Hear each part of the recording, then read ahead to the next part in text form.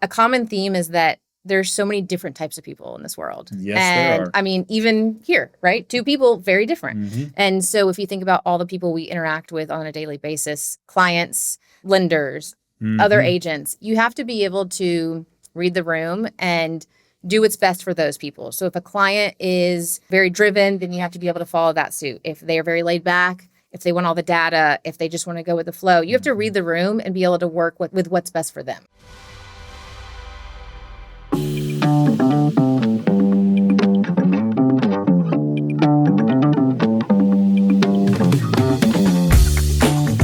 Welcome to the Justin Landis Show, your real estate podcast about having conversations, building relationships, and creating freedom. And today I'm here with Casey Dellinger, one of my partners at the Justin Landis Group. Casey, thanks for being here. Thanks for having me. So Casey, tell us about your journey from being in sales to becoming a real estate salesperson. Yeah, it came from a background in sales, but it was a very different type of sales. So I started in software sales fresh out of college. And got into inside sales and did that for about 12 years. I bet you were really good at it. I'm not at the beginning. I was 22 when I started. I was a little too young for that, but I grew into it. I learned a lot and spent 12 years in it. So by the end, I would say that I was doing pretty well, but it wasn't fulfilling for me. It was kind of soul sucking to me. So how did you start to think real estate might be the right fit for you? So interestingly enough, I didn't. I didn't know what I wanted to do, honestly. Yeah. The options were open. And for me, I was just going to stay in software sales. It's what I knew. It was comfortable. It paid the bills. And my husband at the time was like, please don't. You're miserable and you're bringing that home. And I don't want you to be miserable all the time. And so he was like, why don't you take some time and figure out what you want to do? Was it hard to trust him with that? Yes. Looking back, it was the best decision I ever made. But it's hard to leave something that you know and that has worked for you for 12 years. And so he was like, take some time and let's figure out what it is. What'd you do during that time? It was only a couple months because I'm not good at not doing anything. A couple months is still something. Yeah. So it was pretty quickly actually that I thought about real estate and that it kind of came into fruition. And I don't know if you know this, but Billy has his master's in real estate. I didn't know that. Yes. Yeah. He got his master's in real estate at Georgia State. And so he's always been really kind of like nerds out on real estate. We would walk the neighborhood and look at all the houses and go to see open houses. And I had bought and sold a couple of houses by then personally and had always kind of been a little too interested maybe for my agent's liking in the process and asked a lot of questions. And so he was like, I think you would be good at real estate. Have you ever thought about that? And it just kind of took off from there. And to even get your license, once you decided you were doing it, you're going to let nothing, geography included, stop you from getting your license and getting started. You drove all the way to Savannah, didn't you, to get your license? When I make up my mind on something I want to do, we're doing it. And so I went to the full-time class. So I spent 2 weeks, 8 hours a day in the classroom, going to school. I had the best teacher. She really made it fun. And when I graduated that class, you have to take your state and get the license. And I was nervous. Everyone says, it's hard. It's a really hard test. And people fail all the time. And so I wanted to take it quickly. And there was nothing available in the Atlanta area for like 3 or 4 months. And that was way too far out for me. Savannah had a spot. So I drove 4 hours down. And on the way down there, I was like, if I have to drive 4 hours back, knowing I have to do this all over again, it's going to be awful. But it passed. And so I got to drive home with excitement and think about. And for somebody listening, if they're listening to this and they want to be a real estate agent, you did it in less than a month, matter of weeks. Yes, absolutely. It can be done. I don't have it to, I'm ready to sell It can be done. I mean, it's a lot of work and it's a lot of studying and it's a lot of focus and dedication. But just like anything, if you put your mind to it, you can do it. Yep. And so then you started out your career at JLG on the team during a very interesting time. You joined JLG in? 2020. Yeah. COVID years. So all of a sudden it was a lot different. Yeah. What was that first year like for you? It was interesting. Started in January, so before we knew what was going to happen for the year. And so it's kind of normal. I mean, that month was a normal month. Yeah. Full of excitement, Any other full January. of terror. Plans, all the things when you're starting a new career. Yep. And my husband had also started a new career January 2020, again, because we Which didn't is know. something I definitely want to dive into, the dual entrepreneurship path. Yes. And so then when COVID started to happen and things started to slow down, it was terrifying because maybe this was the wrong timing and I didn't know it. How would you know? And so I just kind of settled in and took what the team gave me and really trusted the process. And we pivoted as a team and we took on everything that we needed to go with what was happening with the market and to really make buyers and sellers feel comfortable with what was going on as much as we could. And so I just rode that wave with you guys and trusted the process. And despite that being that year, no history in this industry, you had one of the best years of any agent who has first year ever been on JOG. Yeah. What would you attribute that initial success to?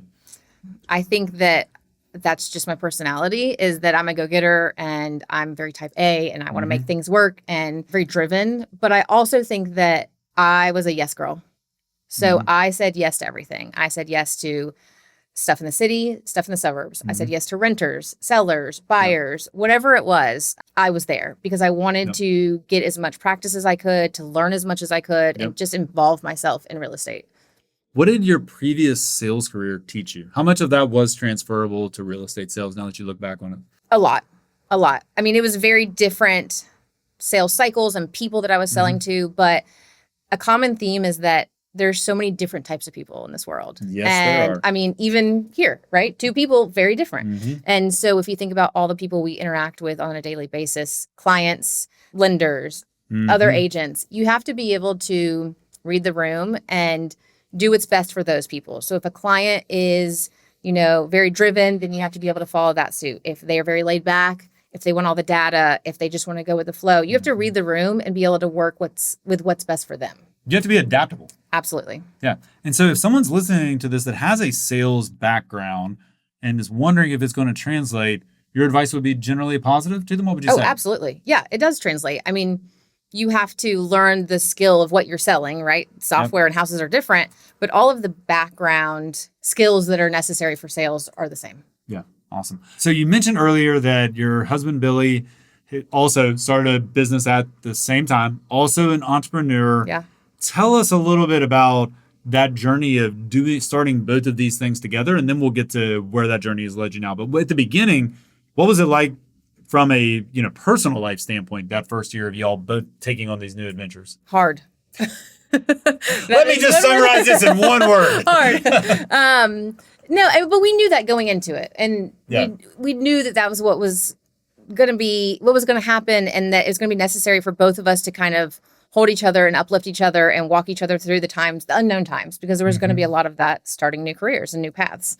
And I helped him. He helped me. I would ask him real estate questions. He would ask me to work events for him. And we learned we don't work well together in that sense. Well, that's good learning. Yeah.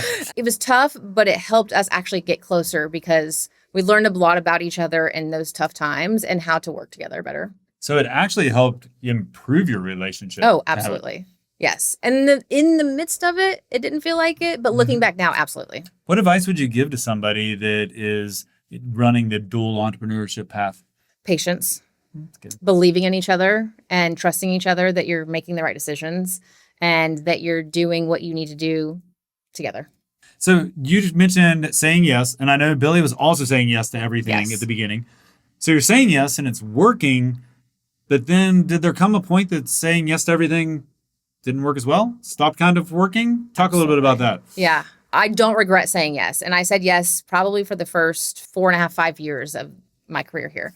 And it taught me everything not everything, I'm still learning, but it taught me a lot of what I needed to know. It got me to where I am. I don't regret any of that. But at some point you have to set boundaries.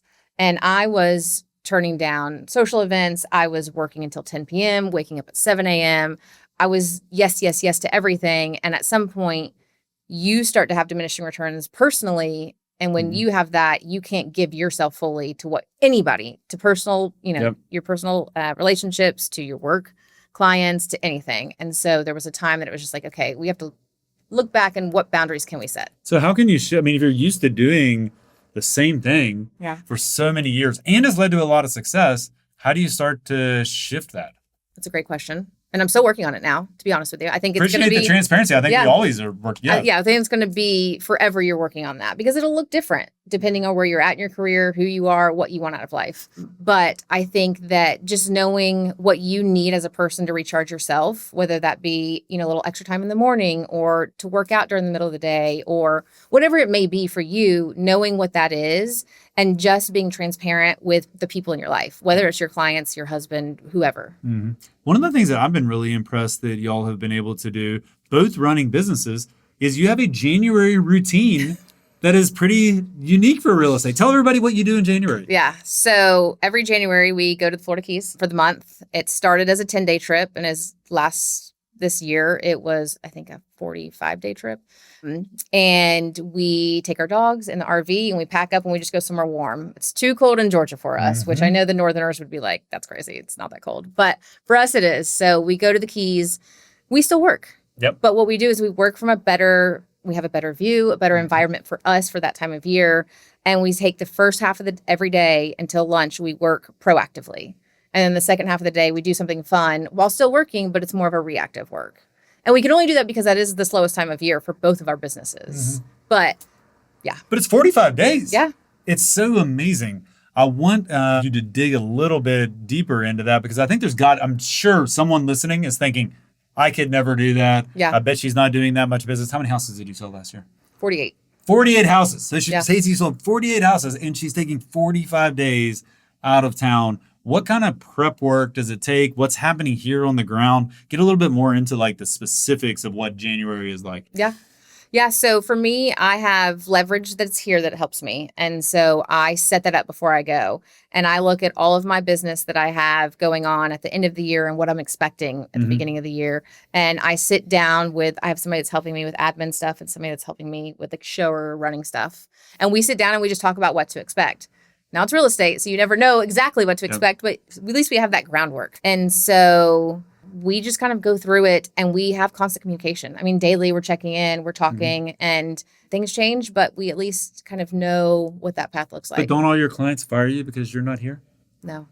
I mean, I'm joking about that because that's a common belief in this business, I'm sure that right? I have lost one or two along the way in 6.5 years because I wasn't here and they just didn't tell me that was the reason or whatever it may be.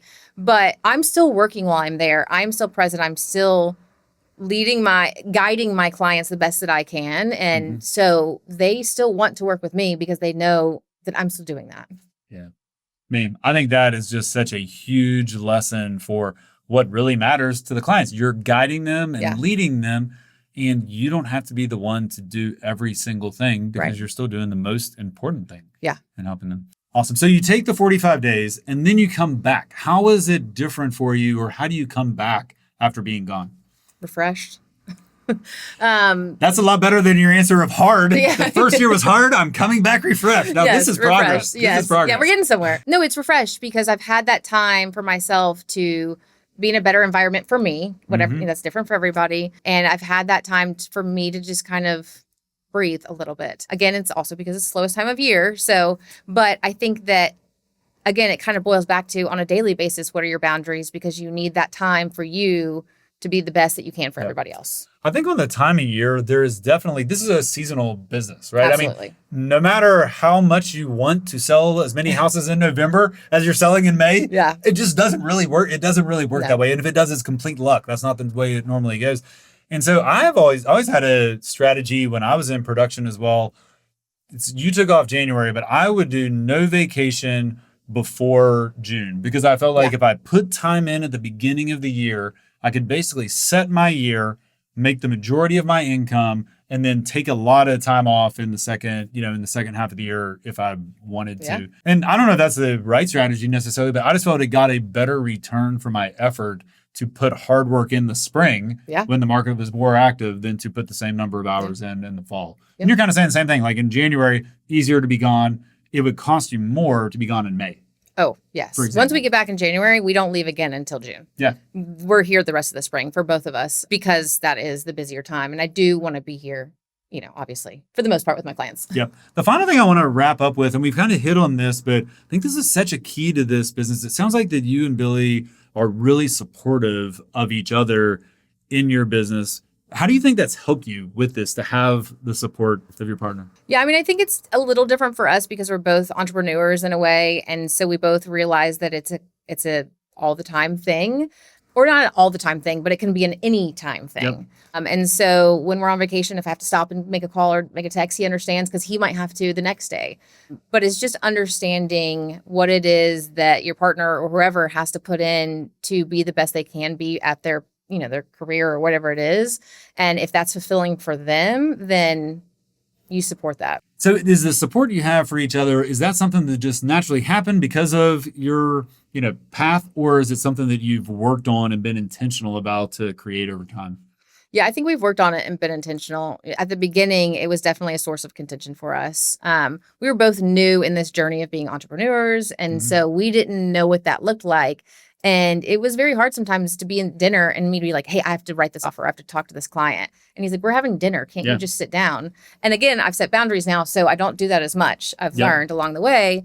But at the beginning, it was tough. And then we kind of realized, okay, what's important, what's not, and when is that true time where we do not take calls or we do not answer emails or whatever it is. Do you have rules or boundaries around that? Or like, what is your off time? I try not to work past 8 p.m. Same for him, and not before 9 a.m. So we have evenings and mornings together. I love it. That's awesome. I mean, I found that, and I do think that is a good amount of time, but even if it's a shorter amount of time for someone, that most often the people you're with prefer a shorter amount of real focus time than a longer amount of I'm not actually here or present or paying attention other than my body is physically in this room type thing. So, I mean, I think that's really great. Yeah, absolutely. So you and Billy both started your businesses about the same time. Tell everybody what your husband Billy does. Okay. It's a little all over the place, but he owns a mobile bar and coffee catering company. So he brings vintage vehicles from Europe, brings them to Atlanta, gives them a facelift, and then for private events like weddings and corporate events, he does coffee in bars. So, and those require being on site. This is not a virtual business. This is a in person. We're here doing the event business that has a real timeline. Correct. To it. Correct. I mean, sometimes he has 20 to 30 events in 1 week. So there's a lot going on there. Man, that is a lot. Yeah. So he's managing that. You're managing 20 or 30 clients. There's a lot happening every week. There's a lot going on. Yep. So that's when you have to set the boundaries because you need time. You need, your time with your partner, whatever it may be. But you can handle it. You can manage it. All right. So you were saying yes to everything. You decided you needed to pull back and started to say no to more things. Tell us specifically, what did you start to do to say no? And was there fear there? Was there excitement? Like, how did you feel about it? Tell us a little bit about that actual process. Fear is a good word. And I'm still struggling through that now. Or I shouldn't say struggling, but I'm still working through that now. Because the what if that was the client? That's going to refer me to 12 more people? What if that was the one that, what if? But you get to a point where you just can't take any more on. And you realize that you're not working for your clients as the best you can, and you're not doing the things in your life the best you can. And so you realize, okay, what am I good at? Which particular clients can I help the best? What is worth my time? And you start to focus on those. And those are also the things usually that bring you joy and that you like doing. And so I think that what if fear on the clients, what if I don't take this, or what if I don't show up here or do this? I'm not going to get any more. How can you, because we're all playing that game, I think, in this business in our mind. How can you get it to the right spot in your mind so you can pass on that so that you can serve somebody else better? Yeah. I mean, I think if you're doing the things that you need to do, there is always business to be had. And Atlanta's a big city. There's a lot of business here. And so if you're doing the things that you need to do to lead gen, to be in front of people, to whatever it is that you're doing to build your business, then the next thing will come. And it always does. So you can be confident because you're doing the right things. Right. You're having the conversations, you're building the relationships, whatever it is, that to pass on something that isn't a great fit for you, it's okay because there's more coming from the work that you're doing. And if you pass on or if you do work on the thing that's not a great fit, you might have to pass on the other things because you don't have time. And those are the things that are going to make you happier. Those are the things that are going to bring you joy. Those are the things you're going to like doing. And you don't want to miss out on those. Definitely. Thanks for listening today. And Casey, thanks for being here. Make sure that you like or subscribe so you don't miss a single episode, and we will see you again next week.